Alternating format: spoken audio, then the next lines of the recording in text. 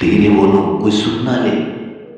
ये बात हम सब के कानों में पड़ी होगी और हमारे मुंह से भी निकली होगी, लेकिन सोचने की बात यह है कि ये वाक्य कब कब हमारे मुंह से निकलता है और कब कब हमारे कानों में पड़ता है, क्योंकि ऐसे कम ही गुप्त राज होते हैं जो हम दूसरों के कानों में पड़ने नहीं देना चाहते।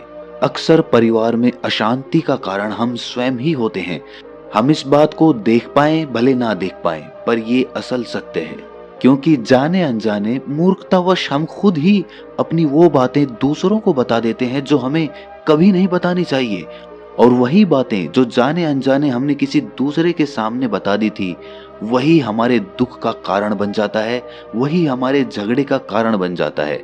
और फिर बाद में हमें पछतावा होता है कि मुझे ये बात किसी को बतानी नहीं चाहिए थी। मेरी ही गलती हुई कि मैंने जाने अनजाने ये बात सभी को बता दी। इसीलिए आज की जो बौद्ध कहानी मैं आपको सुनाने वाला हूं, उसे सुनने के बाद आपको 7 ऐसी बातें पता चलेंगी जो आपको कभी किसी को नहीं बतानी। ये जो 7 बातें हैं जो आपको किसी को नहीं बतानी, क्यों नहीं बतानी, इसके पीछे का तर्क भी मैं आपको दूंगा। और इन 7 बातों के अलावा अगर आपको लगता है कि कोई बात ऐसी है जो मुझसे छूट गई या मैं नहीं बता पाया, तो कमेंट सेक्शन में जरूर बताना। इससे पहले कि आप इस बौद्ध कहानी में खो जाएं, इस चैनल को सब्सक्राइब जरूर कर लें। तो चलिए कहानी शुरू करते हैं। एक समय की बात है, एक नगर में रिंकू नाम का एक युवक रहता था। वो युवक बहुत गरीब था, कुछ पैसा नहीं था उसके पास। 2 वक्त की दाल रोटी भी बड़ी मुश्किल से उसको नसीब होती थी। किसी काम की तलाश में दिन रात खोज करने पर भी उसे कोई काम नहीं मिल रहा था। फिर एक दिन उसने अपनी पत्नी के सामने अपनी सारी समस्या बता दी। उसने अपनी पत्नी को कहा कि मैं जिस जगह भी काम मांगने के लिए जाता हूँ तो हर कोई मुझे ये कहकर काम नहीं देता कि हमारे यहाँ काम की जरूरत नहीं है। मैं काम की तलाश कर करके थक चुका हूँ। मुझे समझ नहीं आता कि मैं तुम लोगों का पेट कैसे भरूंगा, अपने बच्चों को कैसे पालूंगा, और ये चिंता मुझे दिन रात खाए जा रही है। ये सुनकर उसकी पत्नी ने कुछ सोचकर कहा कि तुम एक आदमी के पास एक बार ही काम मांगने के लिए जाते हो, और जब वो काम नहीं देता तो तुम दोबारा उसके पास जाते तक नहीं हो। अगर तुम्हें उनसे काम लेना है तो तुम्हें हमदर्दी जतानी होगी, तुम्हें उनसे हमदर्दी हासिल करनी होगी, अपनी गरीबी दिखानी होगी, ताकि वो लोग तुम्हारी मजबूरी समझकर तुम्हें काम पर रख लें। इसीलिए शर्म मत करो, उन्हें अपनी मजबूरी बताओ, अपनी गरीबी बताओ, और इसी उपाय से तुम काम पा सकते हो। ये बात रिंकू के मस्तिष्क में बैठ गई और अगले दिन काम मांगने के लिए वो उसी सेठ के पास जा पहुंचा जहां पर वो पिछले दिन काम मांगने के लिए गया था। लेकिन इस बार उसने हाथ जोड़कर उस सेठ से प्रार्थना की, उससे विनती की कि वो बहुत गरीब है और उसे काम की बहुत आवश्यकता है। वो जो कुछ भी उसे देंगे वो उसमें संतुष्ट हो जाएगा, पर कृपया करके मुझे अपने यहाँ काम पर रख ले। उसकी ये हालत देखकर उस सेठ ने उसे अपने यहाँ काम पर रख लिया। वो रोज वहां पर काम पर जाने लगा। अंदर ही अंदर वो खुश तो था कि उसे काम तो मिला, लेकिन उसे वेतन दूसरे लोगों से कम मिलता था। वही काम जो दूसरे लोग कर रहे थे उन्हें ज्यादा वेतन मिल रहा था और इसे कम वेतन मिल रहा था। जब इस बारे में उसने अपने सेठ से कहा तो सेठ ने कहा कि देखो भाई, तुम्हें काम की जरूरत थी, मैंने तुम्हें काम दिया, मेरा धन्यवाद करने की बजाय तुम मुझसे शिकायत कर रहे हो, ये कैसी भलमनसाहट है। ये सुनकर रिंकू वहीं पर चुप हो गया। बात कहीं ना कहीं सत्य थी, सच थी। सेठ ने तो उसे उसकी मजबूरी के हिसाब से ही काम दिया था और इसीलिए वो उसे अपने अनुसार ही वेतन देता था। लेकिन धीरे धीरे उसने ये बात अपने सगे संबंधियों और अपने दोस्तों को भी बताना शुरू कर दी कि उसका सेठ कैसा आदमी है और उसे कितना वेतन देता है। समय बीतता रहा और रिंकू पूरी लगन के साथ अपना काम करता रहा। लेकिन अब परिस्थितियां बदलने लगी थी। सेठ अब रिंकू से दूसरे लोगों से ज्यादा काम लेता था और उनसे कम वेतन उसे देता था। ये बात रिंकू के मन को बहुत खलती थी। वो दूसरों से ज्यादा मेहनत कर रहा है और उनसे कम वेतन पा रहा है। इससे उसके आत्मसम्मान को बहुत गहरी चोट पहुंची। अब धीरे धीरे उसका मन अपने काम से हटने लगा। उसका मन काम में लगता ही नहीं था। जाहिर सी बात है कि ऐसी जगह किसका मन लगेगा जहां आदमी को अपने आत्मसम्मान के साथ समझौता करना पड़े। इसीलिए जल्द ही उसने अपना काम छोड़ दिया और वो घर पर आकर खाली बैठ गया। अब उसके पास घर का खर्चा चलाने के लिए भी पैसे नहीं बचे थे। इसीलिए उसने अपने सगे संबंधियों और अपने दोस्तों से सहायता मांगनी शुरू की।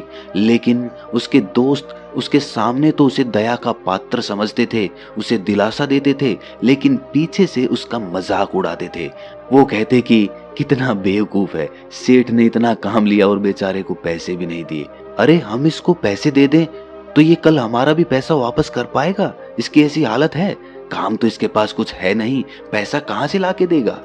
और इसी वजह से रिंकू की हालत दिन ब दिन खराब होती जा रही थी। अब वो दिन रात तनाव में रहने लगा था। वही दोस्त, वही सगे संबंधी जो उसके अपने होने का दिखावा करते थे, वो उसे दया का पात्र समझ रहे थे। उन्हें उसके ऊपर तरस आ रहा था। सब लोग आकर उसे ज्ञान तो बहुत देते थे, लेकिन कोई सहायता नहीं करता था। और अक्सर ऐसा ही होता है, ज्ञान देने वाले तो बहुत मिल जाते हैं, लेकिन मदद करने वाले, उंगली पकड़कर, हाथ पकड़कर आगे चलाने वाले कितने लोग मिलते हैं। एक दिन उसे पता चला कि पड़ोस के गांव में एक बौद्ध भिक्षु आया हुआ है जो बहुत ही ज्ञानी है। रिंकू इतना तनाव में था कि उसे कोई रास्ता नजर ही नहीं आ रहा था। इसीलिए जाने अनजाने वो उस बौद्ध भिक्षु के पास पहुंच जाता है। वहां पहुंचकर वो सीधे उनके पैरों में गिरकर रोने लग जाता है। वो रोते रोते उन्हें अपनी सारी परिस्थिति बताता है। उसे बताता है कि किस तरह उसके सेठ ने उसका फायदा उठाया और उसके सगे संबंधी उसके साथ कैसा व्यवहार रखते हैं। सारी बातें सुनकर बौद्ध भिक्षु ने उसे चुप कराते हुए कहा कि भंते, ये सारी समस्याएं तुम्हारी बुद्धिहीनता, तुम्हारी मूर्खता के कारण उत्पन्न हुई है। अगर तुम्हारे अंदर विवेक होता तो इनमें से एक भी समस्या तुम्हारे चित्त को दुखी नहीं कर सकती थी, लेकिन तुमने अपने अविवेक के कारण, अपनी मूर्खता के कारण खुद ही अपने रास्ते में कांटे बिछा दिए। आज मैं तुम्हें 7 बातें बता रहा हूं जो भूलकर भी किसी को मत बताना, और इन बातों का अनुसरण करते हुए तुम बाहर से मिलने वाले दुखों को तो दूर कर ही सकते हो जो बेवजह दुनिया की वजह से तुम्हारे अंदर पनपते हैं। पहली बात जो किसी को नहीं बतानी चाहिए वो है अपनी मजबूरी। अपनी मजबूरी का दिखावा करके, दूसरों का दया पात्र बनके उनकी सहायता लेने की गलती कभी मत करना। हो सकता है कि आज वो तुम्हारी मजबूरी देखकर तुम्हारी सहायता करते, लेकिन कल वो तुम्हारा फायदा उठाने से भी नहीं चूकेगा, और अगर फायदा भी नहीं उठाया तो दूसरों के सामने तुम्हारा मजाक बनाने में वो आदमी कभी नहीं चूकेगा। इसीलिए कभी भी अपनी मजबूरी का दिखावा मत करो। अगर घर में 2 रोटी है, सूखी रोटी है, तो वही खाकर सो जाओ, लेकिन दूसरों को इसके बारे में भनक तक नहीं लगनी चाहिए। जरा आप खुद सोचो, मजबूरी बताने का क्या प्रयोजन होता है एक इंसान का? या तो वो दूसरों से सहानुभूति हासिल करना चाहता है या उनसे कोई आर्थिक मदद चाहता है। लेकिन अगर दोनों ही परिस्थितियां आप देखें तो दूसरा आदमी आपका फायदा उठाने से नहीं चूकेगा, और अगर वो फायदा नहीं भी उठाएगा तो अपनी नजर में तो वो आपको मूर्ख ही समझेगा, बेवकूफ समझेगा, और दूसरों के सामने आपका मजाक तो जरूर बनाएगा। इसीलिए अपनी मजबूरी के बारे में कभी किसी को मत बताना। दूसरी बात जो किसी को भी नहीं बतानी चाहिए वो है अपनी अतीत की गलतियां और भविष्य की रणनीतियां। जरा सोचो कि अगर हम अपने अतीत की गलतियां किसी दूसरे को बताते हैं तो उसका क्या प्रभाव होगा। वो गलतियां ठीक तो नहीं की जा सकती, जाहिर है, तो उन्हें बताने का क्या प्रयोजन रह जाता है।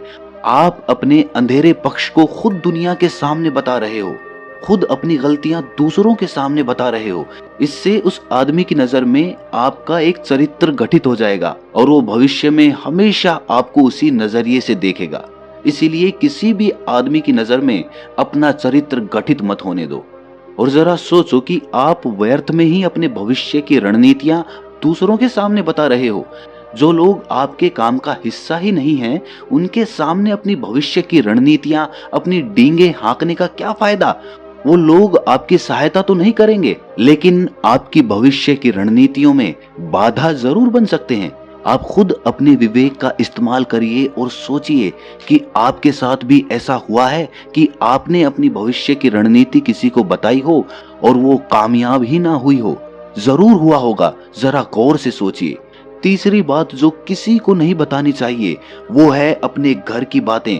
जो भी हमारे घर के अंदर आपस में बातचीत होती है, हमारे माँ बाप के साथ, हमारी पत्नी के साथ, हमारे बच्चों के साथ, वो बातें परिवार तक ही सीमित रहनी चाहिए। अगर आप इन बातों का दूसरों के सामने ढिंढोरा पीटते हो तो दूसरों को आपके घर में घुसने का एक मौका मिल जाता है और वो इसका फायदा उठाने से कभी नहीं चूकेंगे। वो आपके परिवार के सदस्यों को आपसे दूर लेकर जाने की कोशिश करेंगे। अक्सर ऐसा होता है, हम समाज में देखते हैं कि हम अपने घर के झगड़ों को कम करने के लिए उन झगड़ों को अपने पड़ोसियों और दूसरे सगे संबंधियों को बता देते हैं, लेकिन इससे आपको सहायता कभी नहीं मिली होगी, बल्कि आपके घर के लड़ाई झगड़े और ज्यादा बढ़ गए होंगे और वो जाहिर है वो बढ़ेंगे। अगर आप अपने माँ बाप की बात दूसरों को बताएंगे तो आपके माँ बाप को बुरा लगेगा ही कि हमारा बेटा हमसे बताए बगैर दूसरों को ये बातें बता रहा है। इसीलिए अपने घर की बातें और अपने घर के लड़ाई झगड़े किसी के सामने मत बताना। अगली बात जो मैं आपको बताने जा रहा हूं, जो किसी को नहीं बतानी चाहिए, वो सुनने पर बहुत अजीब लग सकती है, लेकिन उसका सत्य भी मैं आपको एक तर्क के माध्यम से दूंगा। मैं कहता हूं कि अपनी आमदनी किसी को मत बताना। अब अपनी आमदनी ना बताने के पीछे क्या प्रयोजन हो सकता है? जरा सोचिए कि आप अपनी आमदनी अपने दोस्तों को बता देते हैं, तो जब आपके दोस्तों को जरूरत पड़ेगी तो वो सिर्फ आपको ही याद करेंगे, क्योंकि उनको पता है कि अगर आपकी आमदनी ज्यादा अच्छी है तो आप ही उनकी मदद कर सकते हैं, और इसीलिए ज्यादा लोग आपसे सहायता मांगेंगे। और जब आप उनकी सहायता नहीं करेंगे तो वो सोचेंगे कि इस आदमी के पास पैसे हैं, मेरी सहायता कर सकता है, लेकिन ये सहायता कर नहीं रहा है। और इसीलिए आपकी आमदनी आप दोनों दोस्तों के बीच एक झगड़े का कारण हो सकती है। कम आमदनी होगी तो लोग मजाक उड़ाएंगे और ज्यादा होगी तो सहायता मांगेंगे। तो अपनी आमदनी बताने का कोई प्रयोजन नहीं है। अगली बात जो मैं आपको बताने वाला हूं, उसे अपनी गांठ बांध लेना और किसी को ये बात मत बताना। अपनी कमजोरियां और अपनी ताकत। अक्सर इंसान को पता नहीं होता है कि उसकी कमजोरी या उसकी ताकत क्या है, लेकिन अगर आपको अपनी कमजोरी और अपनी ताकत पता है तो पहली बात तो आप बहुत ही बुद्धिमान आदमी हैं, और दूसरी बात कि आपको ये बातें किसी से साझा नहीं करनी है, क्योंकि अगर आपकी कमजोरियां दूसरों को पता चल गई तो वो आपकी कमजोरियों का फायदा उठाएंगे, और अगर आपकी ताकत पता चल गई तो वही ताकत आपकी कमजोरी बन जाएगी, क्योंकि वो ताकत दूसरे आदमी को पता है और वो ताकत की काट भी ढूंढ ही लेगा। अपनी कमजोरी और अपनी ताकत अपनी पत्नी या अपने पति को भी नहीं बतानी चाहिए, क्योंकि इसके बाद आपको घर में उनसे हमेशा दब के रहना पड़ेगा। अगली बात जो किसी को नहीं बतानी चाहिए वो है अपने मित्र और अपने शत्रु। आप अपने मित्रों के बारे में अगर दूसरे लोगों को बताएंगे तो वो आपके मित्रों के साथ अपनी घनिष्ठता बनाकर आपको धोखा दिलवा सकते हैं। आपके गहरे मित्रों को आपसे दूर करने का प्रयास कर सकते हैं।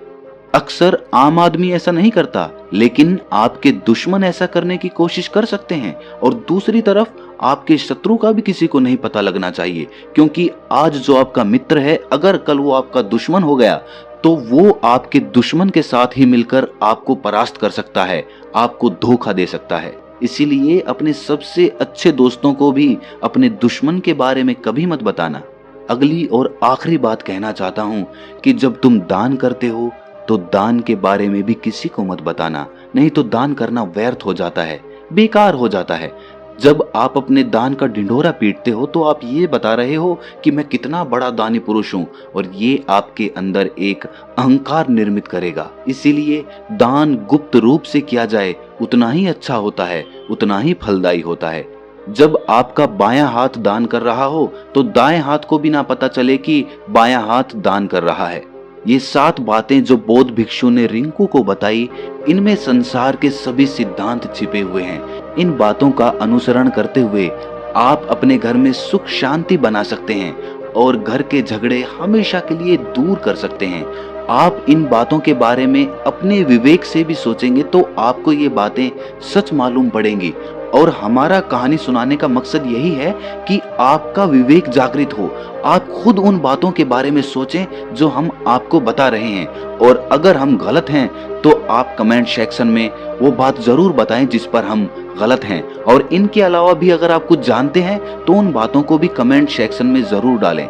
तो दोस्तों, कैसी लगी आपको ये कहानी कमेंट सेक्शन में जरूर बताना, और अच्छी लगी तो इस चैनल को सब्सक्राइब जरूर कर लेना। तो मिलते हैं अगली कहानी में, तब तक के लिए अपना ख्याल रखें।